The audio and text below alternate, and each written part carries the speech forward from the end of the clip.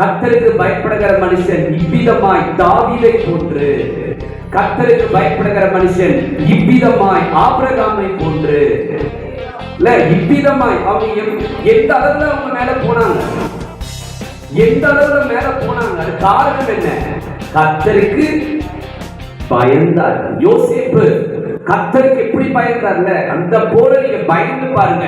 அந்த தாவீதை போல, தானியேலை போல, ஆபிரகாமை போல, மோசேயை போல, யோசேப்பை போல, யாக்கோபை போல, இவ்விதமாய் நம்ம முன்னாடி ஒரு மிகப்பெரிய ஒரு ஸ்கிரீனே தெரியுது, ஒரு மிகப்பெரிய ஒரு மனிதர்கள் தெரிகிறார்கள். இந்த பக்கம் யோசேப்பு, அந்த பக்கம் தாவீது, இந்த பக்கம் தானியேலு, இந்த பக்கம் மோசே, ஆபிரகாம் என்று சொல்லி திரளான மனிதர்கள் நிற்கிறாங்க. பாத்தீங்களா? அதுதான் இவ்விதமாய் அவர்களை போல நீங்களும் என்ன செய்வீங்க?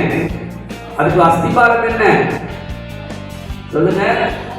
கர்த்தருக்கு பயந்து. கர்த்தருக்கு பயந்தால் மற்றதுக்கு பயப்பட தேவையில்லை. கர்த்தருக்கு பயந்தால் மற்றதுக்கு பயப்பட தேவையில்லை. ஆனா மற்றதுக்கு பயப்படவில்லை, கர்த்தருக்கு பயப்பட மாட்டார். ஃபர்ஸ்ட் ஒரு மரமாய் உருவாகி அது பூவும் கனியும் பழமும் அது தர வேணும்னா ஃபர்ஸ்ட் என்ன வேணும்? ஒரு விதை. அந்த ஒரு விதை தான் பயம். அந்த கர்த்தருக்கு பயப்படுகிற பயம் என்கிற ஒரு விதை உன்னுடைய இதயத்தில் ஆழமாக இருந்தால் அது மரமாக விருட்சமாக மாறி அநேக கனிகளையும் பழங்களையும் அது நம்முடைய வாழ்க்கையை ஆசீர்வாதங்களை என்ன பண்ணும்? கண்டிப்பா கொடுக்கும். விதை, அந்த விதை தான் பயம். கர்த்தருக்கு பயப்படுகிற மனுஷன்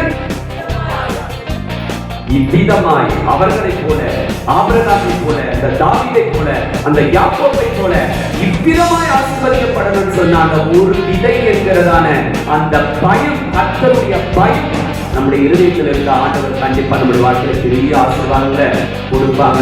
பயம் என்கிற ஒரு விதை இருதயத்தில் ஆழமா இருந்துச்சுன்னா நீங்க எல்லாம் விருட்சமாய் மாறலாம், கனி கொடுக்கும் மரமாய் மாறலாம்.